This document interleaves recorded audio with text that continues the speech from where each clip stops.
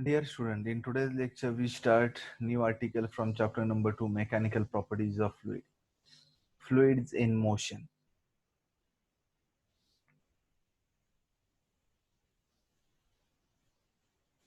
The branch of physics which deals with study of properties of fluid in motion is called as hydrodynamics.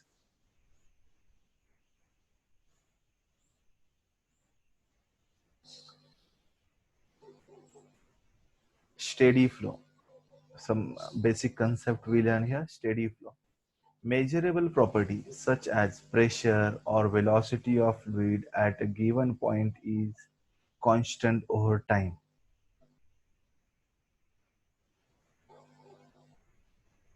Flow lines.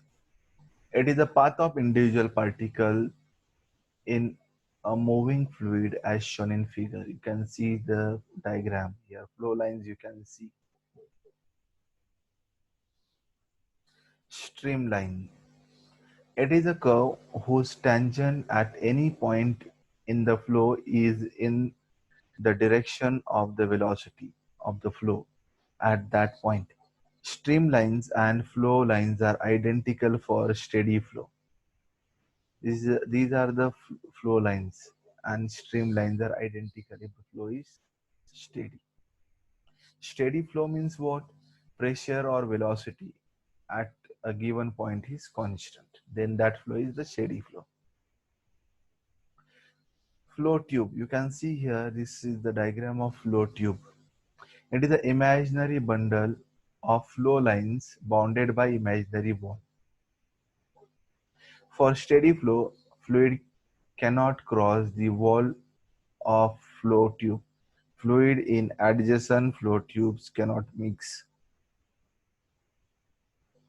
Now, next one is laminar flow. It is also called as streamline flow. So you can see here diagram. So this is a streamline flow. So it is a steady flow in which adjacent layers of liquid move smoothly over each other. So here these are the arrows, means these arrows represent adjacent layers of the liquid. Steady flow of river can be assumed to be laminar flow. So example of the laminar or streamline flow is river which is moving smoothly. Turbulent flow. You can see this diagram. So here this liquid particle moving in a different directions. That flow is the turbulent flow.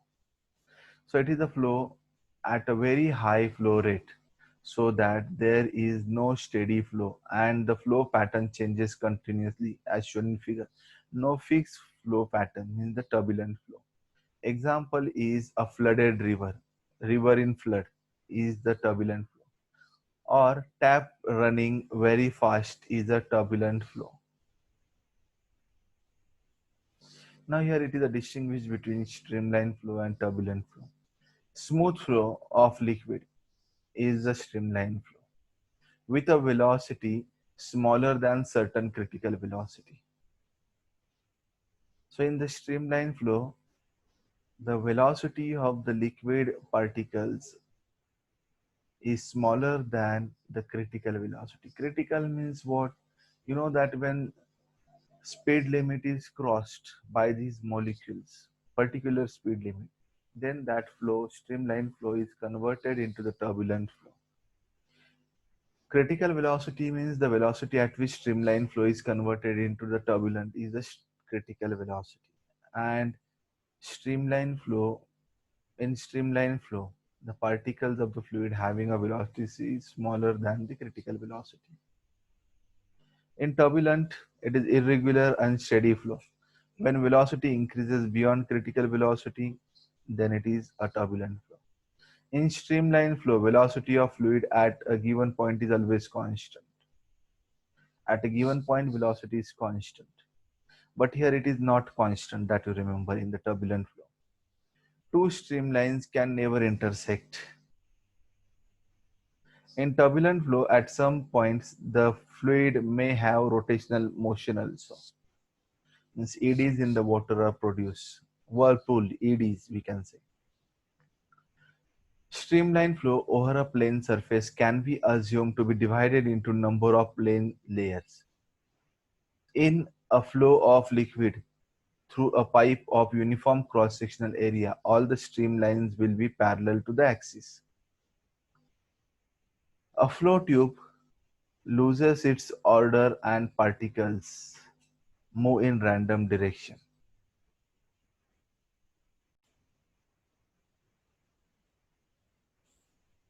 Now next article is critical velocity and Reynolds number.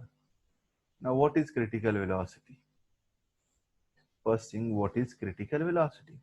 The velocity beyond which a streamline flow becomes turbulent is called critical velocity. According to Reynolds, critical velocity is given by formula. Critical velocity is equal to R eta divided by rho into small d. In this formula here, we see this, which is critical velocity. This R subscript small n is the Reynolds number. This eta is coefficient of viscosity. Rho is density of the fluid. Small d is diameter of the tube. So this is the formula given, observed by the scientist Reynolds. So by using this, Reynolds number can be written by a formula. Reynolds number is equal to critical velocity into density into diameter of the tube divided by coefficient of viscosity. This formula.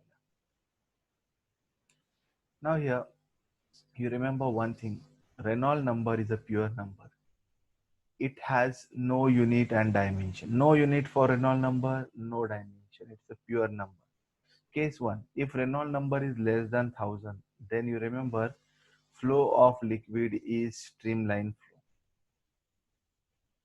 Means Reynolds number decide the type of the fluid flow. If Reynolds number greater than 2000, then the flow is turbulent.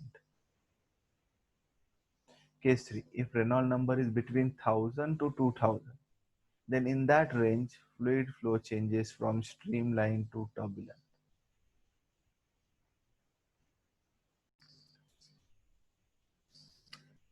Now next article is viscosity. Now what is viscosity? In 11th standard, we already learned mechanical properties of solid. In that, we learn friction part. So when one object opposes the motion of another object, then that property is called as friction. The property due to which they oppose is the friction. Similar manner, viscosity is the friction in liquid.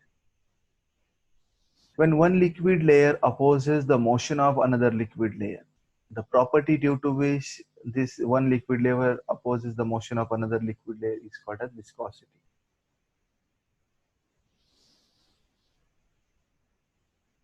Now here you can see a different liquid layers and the velocity of the different liquid layers. So this is the liquid moving in a closed pipe. The central liquid layer having a larger velocity as compared to this extreme liquid layer, means this is the end liquid layer. The reason is the viscosity, because one liquid layer opposes the motion of another liquid layer. If we consider non-viscous liquid, then no opposition, all are moving with the same velocity. Okay. Now we divided this liquid into the different layers, and their speeds are v minus dv, v plus dv, etc. Okay. Means increasing order of the speed. This is a fixed stationary layer. The bottom one you can see in the blue line, and their distances are shown in the diagram. Now here we have to introduce a term velocity gradient. What is velocity gradient? So velocity gradient is given by formula dv by dx.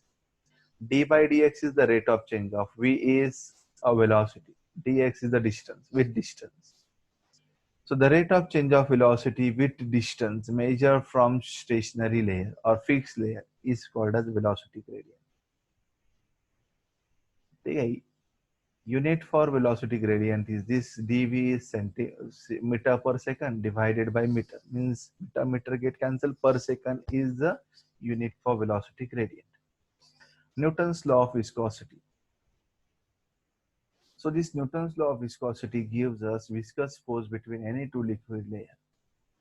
So here for streamline flow, we are writing laws only for the streamline flow. Turbulent flow means nothing is fixed in the turbulent flow. So here the law is written for streamline only. For streamline flow, viscous force acting on any layer is directly proportional to area of liquid layer and the velocity gradient. Means viscous force depends on area of liquid layer and second one is the velocity gradient. Let me write in the form of equation viscous force proportional to A and dV by dx. Now we write the constant eta. This is the constant and this constant is called as coefficient of viscosity. So we can write the formula for the coefficient of viscosity F upon A dV by dx. F upon A dV by dx. SI unit of viscosity is F Newton, area meter square, and this is a per second. So per second means second is shifted up. Newton second per meter square is the unit of SI unit of viscosity. CGS unit you can write dyne second per centimeter square, or it is called as poise. So poise is the CGS unit. The relation between SI and CGS unit is 1 Newton second per meter square is 10 poise. Now we can write a definition of this coefficient of viscosity. This viscous force per unit area per unit velocity gradient is called as coefficient of viscosity. Viscous force per unit area per unit velocity gradient is called as coefficient of viscosity. Now next article is a problem. It's a problem number 13 from exercise. A horizontal force 1 Newton is required. And this is a force is given. To move a metal plate of area, this area is given A 10 raised to minus 2 meter square with a velocity of 2 into 10 raised to minus 2 meter per second. So this velocity, when it rests on a layer of oil 1.5 into 10 raised to minus 3 meter thick, the thickness of the layer is given. Find viscosity, coefficient of viscosity of oil. Now here the data F is 1 Newton, then this area is 10 raised to minus 2, then velocity 2 into 10 raised to minus 2. This is thickness dx is 1.5 into 10 raised to minus 3. And by Newton's law of viscosity, coefficient of viscosity is F upon A into dV by dx. Now let me substitute the quantities. Okay? And after doing the calculation, we get the answer 7.5 Newton second per meter square. This is the answer.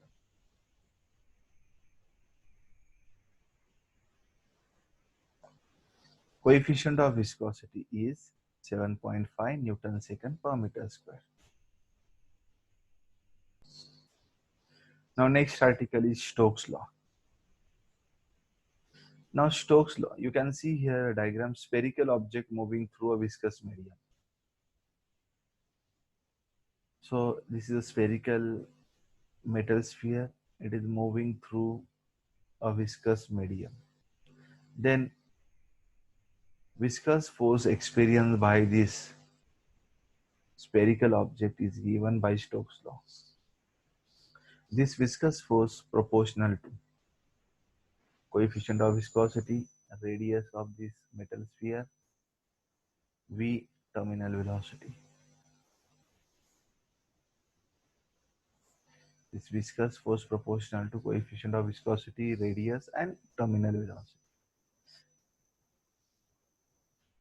So we can write here the statement. The viscous force acting on small sphere falling through viscous medium directly proportional to the radius of sphere r, its velocity, or we can write terminal velocity, and coefficient of viscosity of the fluid. Let me write here is equal to sign, then we have to write proportionality constant and it is 6 pi. So viscous force is equal to 6 pi eta RV.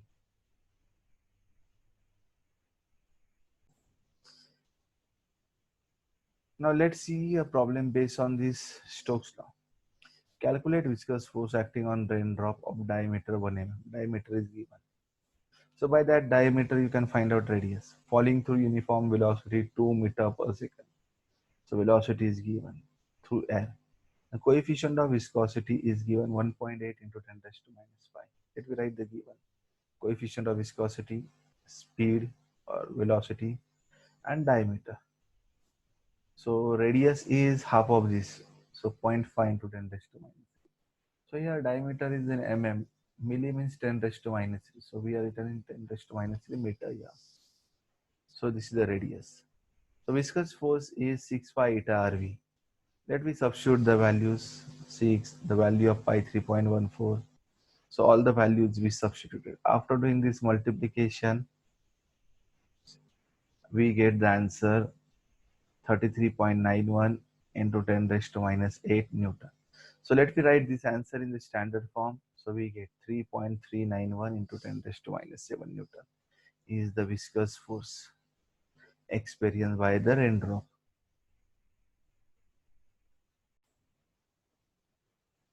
Now next article is terminal velocity. Terminal velocity means the constant velocity attained by spherical object in a medium is called as terminal velocity. Now we have to obtain expression for terminal velocity. So we consider a spherical object moving in a liquid column. So you can see this diagram. This is a liquid column and this is a spherical object which is moving in a liquid column. Then we have to consider forces acting on this spherical object. The downward force you can see in a diagram, it is a weight. And upward force is the upthrust force exerted by the liquid and the viscous force. So let me consider eta coefficient of viscosity, rho density of spherical body. Yeah? R is radius of spherical object. V terminal velocity. Sigma density of liquid. So rho density of spherical object, sigma density of liquid. Now forces acting on body is. So first force weight. So weight is given by formula mg. That's m we can write density into volume. This g as it is. Density volume into g. Density as it is. Volume of this spherical object is 4 by 3 pi r cube into this g as it is. Now we can write by rearranging the term 4 by 3 pi r cube rho into g. So this is the force acting on spherical object in downward direction, means the weight. Now second force is the viscous force. By Stokes law, we can write viscous force is 6 pi eta RV. Similar manner, upthrust force. So this upthrust force is exerted by the liquid. So upthrust force is exerted by liquid. So in the same, as we calculated here the weight, in same way we can calculate the upthrust force exerted by liquid. So we can write here upthrust force is equal to 4 by 3 pi r cube sigma into the same formula we get, except here instead of rho a sigma. So here how we get this formula? Upthrust force you can write by formula mg, then m into density into volume. So density is sigma. Okay. Upthrust force is exerted experienced by this object. So that volume we have to consider. Or okay. Now here we find out the formulas of the forces acting on the object. Now here this spherical body moving with the constant velocity. It means that it is in equilibrium. Upward force and downward force are balanced. So we can write total downward force is equal to total upward force. So downward force is only weight and upward force is viscous force and upthrust force. Weight is given by this formula 4 by 3 pi r cube rho g. Viscous force 6 pi eta rv. Upthrust force 4 by 3 pi r cube sigma into g. Now we simplify this equation. This minus plus 4 by 3 pi r cube sigma g we have to transfer to the left side. So it is minus here. Now we can take the common and we can simplify this equation and we write it for v.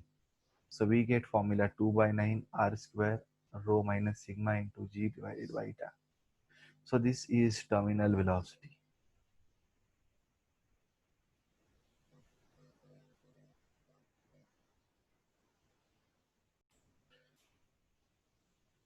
So this is terminal velocity of spherical object. Similarly, we can write coefficient of viscosity is given by formula. Same formula we can write for coefficient of viscosity. 2 by 9 r square rho minus sigma into g divided by v.